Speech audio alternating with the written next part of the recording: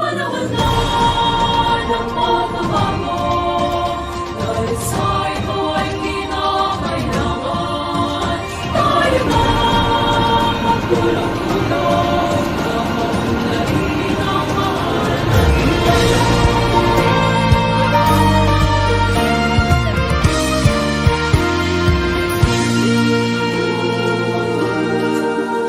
Panahon na ng pagbabago, dahil sa ito ay kinakailangan tayo na magtulong-tulong, napaunlarin ang mahal nating bayan.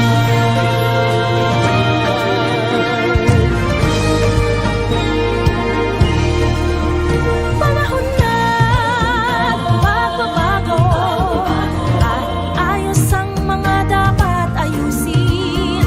Dapat lang maging tungkulin ng bawat mamamayan dito sa atin.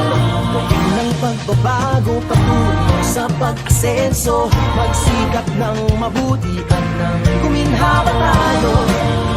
Malaki natin sa mundo at ipamalas ang bagong Pilipino.